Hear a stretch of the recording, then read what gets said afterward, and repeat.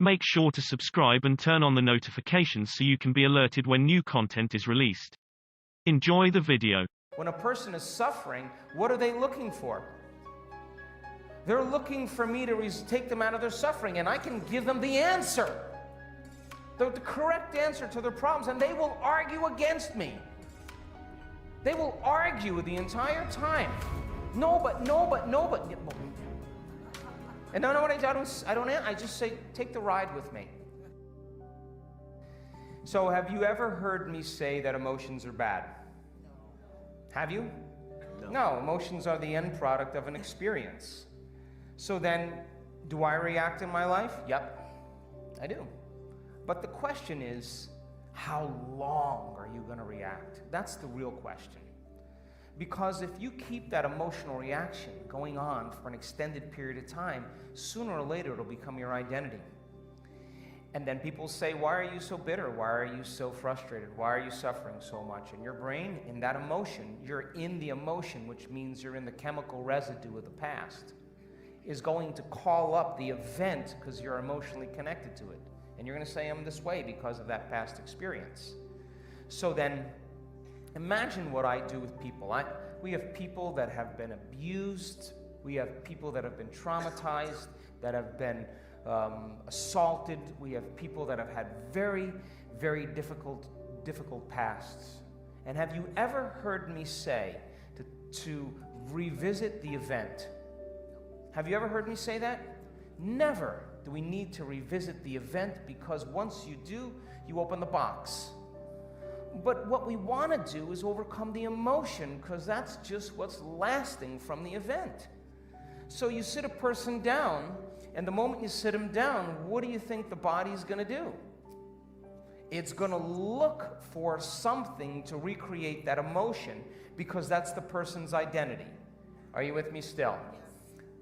So if I if I inspire the person to sit there, and they're sitting there, and all of a sudden they're noticing that they're hot, and they're irritated, and their stomach is twisting, and all of a sudden it's a group of sensations, a group of feelings that they have called all along frustration.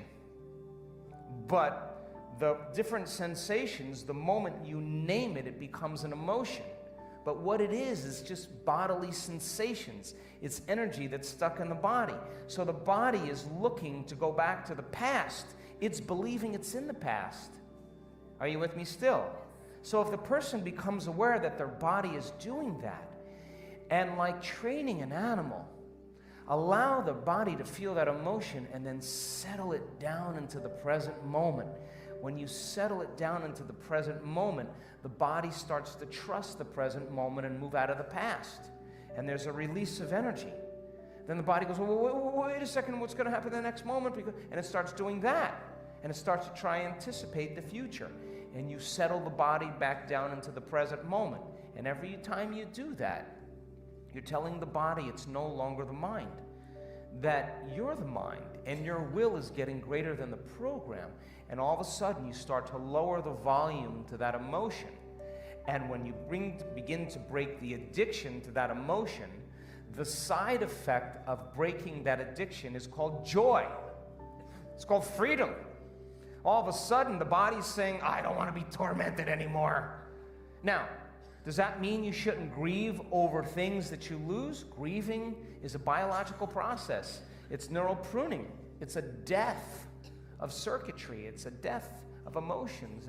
It's the absence, a void of something in your life. And that's important, but in grief, sooner or later, you got to come to a greater understanding about death, a greater understanding about loss, a greater understanding so that you can adapt to those conditions.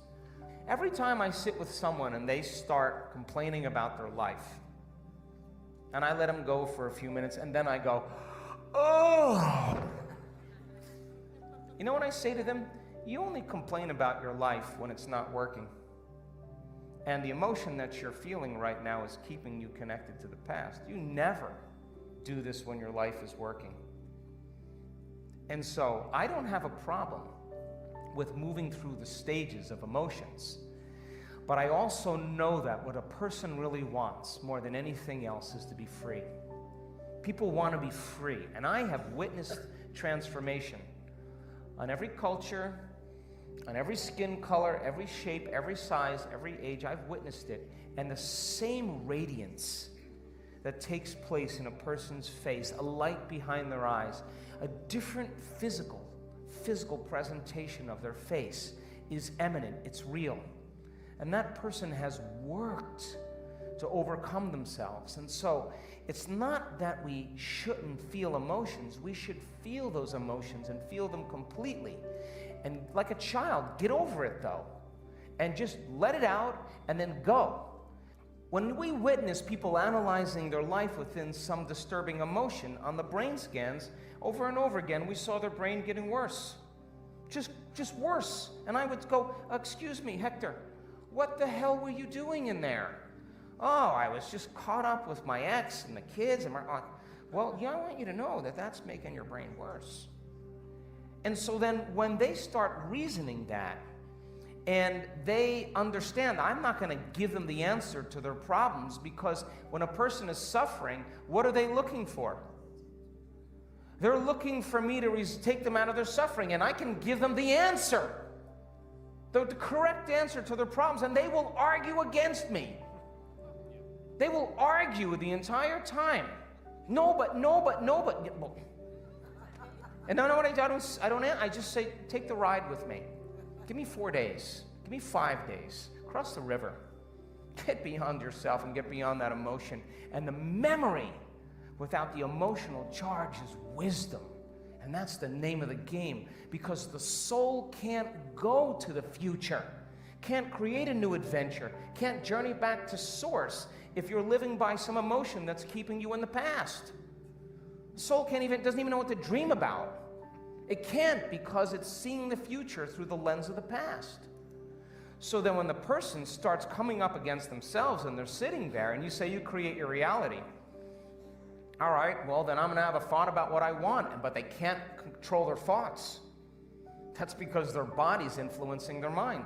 So the only way they're going to begin to liberate energy is to be still and to know that they're God, to be greater than their body. And every time they settle it back into the present moment, they're lowering the volume to that emotion, and now they become the mind.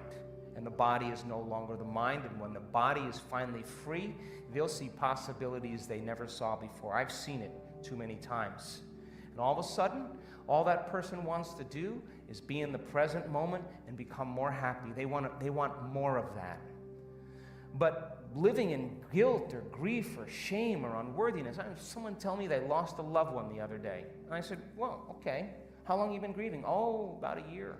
Really? Okay, well, suppose it was you that left and you were looking at the person you loved moping around for a year. What would you say to them after a year if you truly love them? Get over it and have a happy life. I'm doing great. You should make yourself happy. You really love me? Live a happy life. That would be the greatest testament of love for each other. Because if you're suffering, then you're making this hard on me. And so then we always have to update our versions about reality, because it's the only way that we adapt. Don't believe everything you've read or heard. It just may not be the truth. There's always a greater truth that you and I can begin to investigate. Surely someone in eternity has had similar problems as you and I and have gotten beyond it. Yes or no? So study that person. You want to be wealthy? Study wealthy people. Don't just have some panacea that you're just going to get wealthy. Read about wealthy people and find out that they lost everything and failed miserably 20, 50 times. But what they had as a characteristic, a quality in their personality, is they were persistent, and they kept changing, and they kept forgiving and letting go of the past and kept going. And sooner or later they ran into it, and when they had all the money they wanted, it was never about the money. It was just about that they could prove to themselves that they can do it. And you and I are no different than that. But if you can't create a future because of some emotion that keeps you in the past, you're going to have to square off with that emotion. And when you sit down and your body has all those physical sensations and it's getting vigilant and it wants to get up and it wants to move and you're just going, wow, and you're settling it down and you're working with it, you gotta agree with me that something greater in you is climbing out of that body. Something greater in you is awakening. And when you're able to overcome those emotions, truly break the addiction, don't you know that you'll return back to your life and face the person that betrayed you? And you will see a part of yourself that you used to be that you no longer are, and you're not going to have anything else but love for them. In fact, you're going to have compassion for them because you're going to realize how stuck they are, and you're liberated and free. True forgiveness is when you take your attention off somebody because you've overcome the emotion, and that gives them permission to show up differently in your life because you freed yourself and you freed them. And all of a sudden, reality begins to unfold in mysterious ways, and that person shows up and says, forgive me. I was so wrong, and you're over it already. And you're just like, go on with it, man. I'm in a new life. I would have never been in this new life if you didn't betray me. Thank you.